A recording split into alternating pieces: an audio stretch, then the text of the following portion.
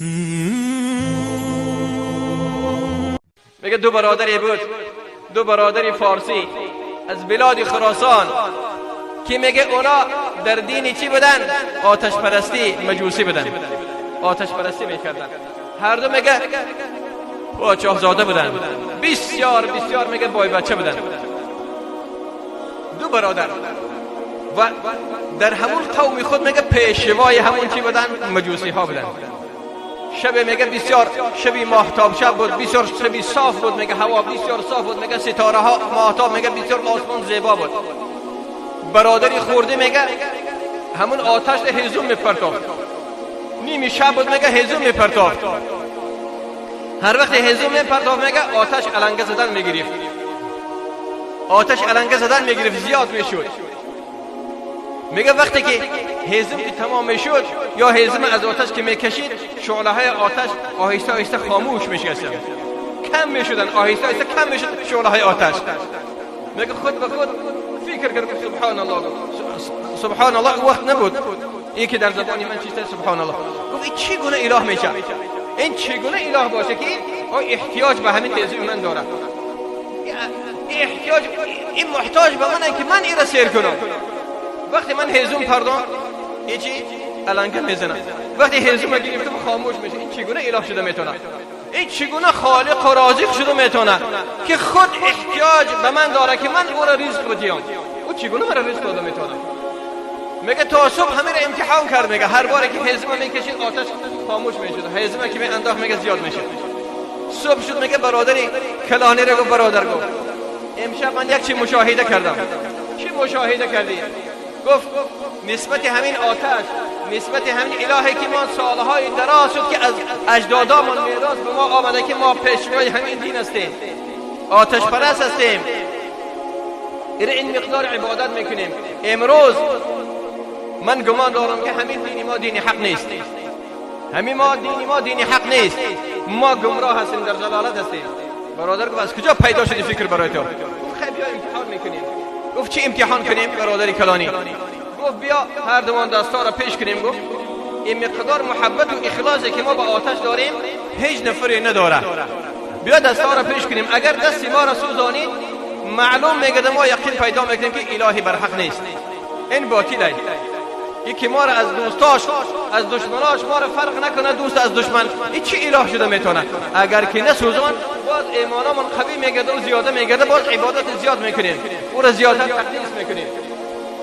میگه برادر گفت بیا میلوش. گفت تو که کلان هستی تو اول دست خود پیش کن، تو خود دست خود پیش کن. گفت نه من که کلان هستم تو را امر میکنم تو دست پیش کن. میگه برادری خوردی وقتی دست پیش کرد دستش سوخت. گفت خلاص بین ما و تو دوستی ما و تو تمام شد، تو امروز انیخ کردی خودت نشان دادی اصل خودت تو الهی معبود شده نمیتونی، تو الهی برحق نیستی، تو دیگر بین ما و تو تمام. میگه برادر کلانی گفت اگر ای برادر تو همین کار کنی، از این آتش پرستی رو گردانی دست کشی، از میراث پدر من تو رو بی نصیب میکنم. گفت من از بحر میراث گذاشتم، همه رو برای تو بخشیدم. من باید که حق خود پیدا کنم، باید من به حق رسوم، دینی حق پیدا کنم. میگه به یک عذاب ها مشقت ها میگه از اهلش گرفت، میگه زن و فرزنداش گرفت از امو بلاد خراسان میگه سفر کرد و برآمد. دین یهودی را سنجید نشد، دین نصرانی را سنجید میگه قلبش قرار نگرفت، تمام ادیان باطله را میگه دید میگه قلبش قرار نگرفت، تا جای آمد میگه به مدینه منوره رسید. همین رو میگم برادران ان شاء الله دعا میکنید. به مدینه منوره میگه آمد و رسید. وقتی آمد میگه روز سه شنبه بود، میگه وقت نماز پیشین بود. دید میگه مردم همه اذان گفته شد و همه به سوی مسجد روانه شدند. وقتی صدای اذان در گوشش رسید میگه بسیار حلاوت بود. گفت این چی دین باشه؟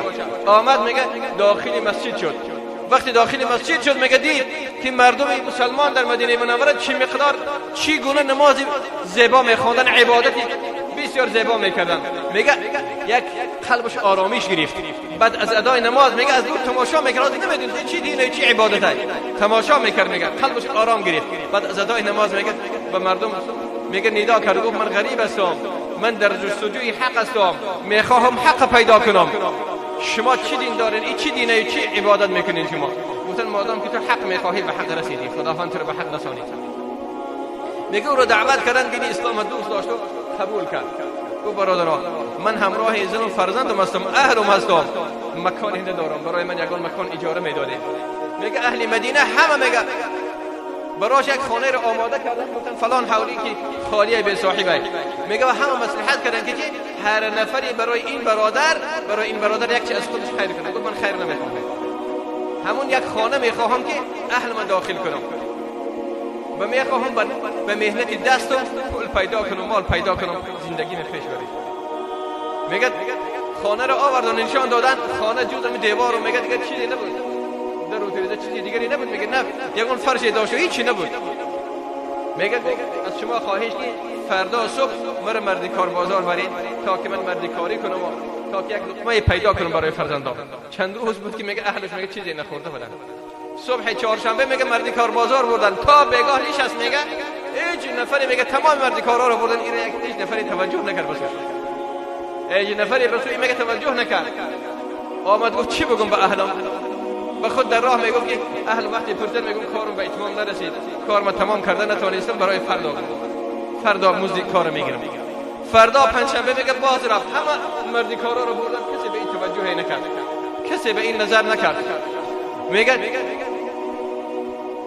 امروز هم گفت باز اهل من میخوان فریب میکنه. میگم پگاه روز جمعه شد صبح میگه رفت، هیچ کس به این توجه نکرد. خیلی شیش میگه کسی میگه ایره نبود برای کار.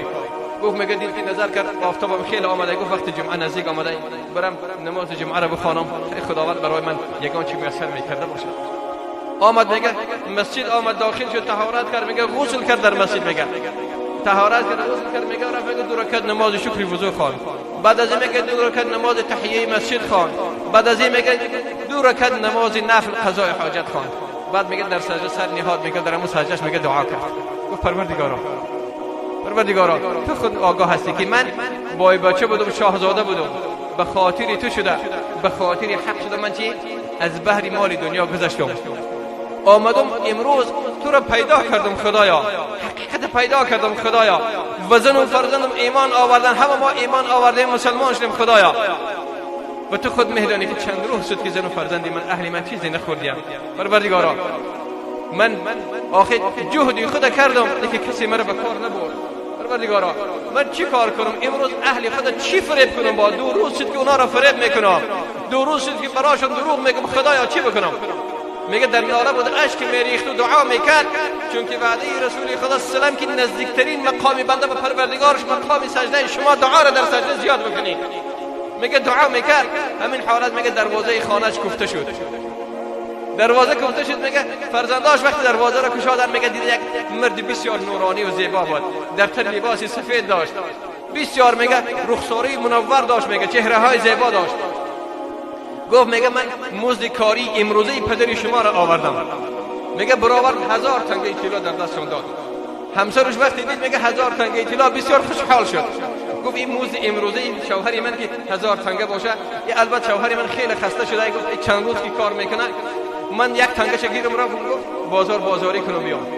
میگه به فضل همین دعا وقتی تنگه را گرفت بازار برد، میگه نزد صراف برد، میخواست او را میده کنه، تنگه های نقرگی کنه تا که بازاریش بکنه. میگه وقتی صراف میگه بالای ترازو برکشید، میگه همین 1 تنگهش میگه 1000 تنگه طلای دیگر شد. میگه به او خرید کرد، تمام لوازمات خانه‌اش خرید، همه چی را خرید و آورد. میگه شروع به طعام پختن کرد و این مرد میگه نماز خود تمام کرد. میگه نماز جمعه شروع شد، نماز جمعه را خواند، از نماز جمعه میگه بیرون شد، میگه دید که روز دیگر بیگه میشه و دیگر وقتی کارم نیست، ناامید شده به سوی خانه برگشت. در راه میآمد میگفت اهلم امروز پسند چی بگم، چی دروغ بگم؟ بناگاه چشمش میگه به زمین رسید، گفت از زمین خاک همین زمین، گفت یک مقدار میبرم از زمین خمه ها میبرم. وقتی اهلم پرسید چی کار کردی؟ میگم آرد آوردم کشادن که خاک، وقتی کشادن که خاک میگم صاحب کار مرا فریب داده. میگه در همون رومال میان بندش میگه پر از خاک کرد، میگه همون رو محکم بست و میگه به خانه آمد. وقتی نزدیک خانه آمد دید از خانهش دود میبرامد، میگه خواتیر شد که خانه من که امانت من ایجاری او را ندادم، کسی آتش زده. دوان وقتی آمد دروازه خانه را کشاد، میگه در مشامش میگه بوی طعام رسید.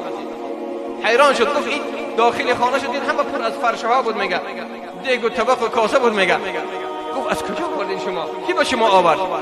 گفتن این مزد امروزه شما بود. چگونه مزد؟ میگن هم مرد آمد برای ما پیسه رو گفتن واقعا که 1000 تنگه داد، تنگه طلا. همسر گفت 1 تنگه رو گرفتم بازار بردم، وزنش 1000 تنگه دیگر شد. 1000 تنگه دیگر شد. این همه چیز گفت کدام ساعت بود؟ گفتن همون ساعتی که وقتی گفتن اون ساعتی که در سجده بود و به پروردگارش مناجات میکرد و ندا میکرد و گریه میکرد، دعا میکرد. میگه خواست سجده شکر کنه، این رومالی دستش که در دست پر از خاک بود، میگه در حقیقت ممکن کجا او روال نیست که اهلش نبینن. خواست که او علیک یقین کرد که این فضل همون دعاشه، این همون فضل دعاشه که الله ذوالجلال چی میگه؟ وإذا سألك عبادي عني فإني قريب أجيب دعوة الداعي إذا دعاني. من اجابت میکنم دعوتی همون دعا کنه که هر وقتی که من دعا کرد مخصوص از من طلب کرد. ببینید ندانست هر روز میگه دیدن وقتی رومالش هر طرف میجون گفتن چی داری در دستت؟ گفت چیزی نیست. گفتن چقدر چیزی نیست؟ رومال تو پره. گفت یه مقدار آرد. میگه همسرش گفت که سبحان الله، گفت من آرد فراموش کرده بودم، من همه چی رو خریدم و آرد فراموش کرده بودم. میگه بازار میگه در حال میگه سراس رومال از دست شوهرش گرفت، میگه شوهر دیگر نتونست، گفته که او خاکه. میگه وقتی که کشاد میگه الله ذوالجلال به فضل دعا، به ایمان کامل و به اخلاص و محبت که به باوری کامل که دعا میکنه الله ذوالجلال و خداوند قادر و توانا میگه همون خاک زمین میگه به آرد مبدل کرده بود. میگه سجده شکر به جا آورد. برادران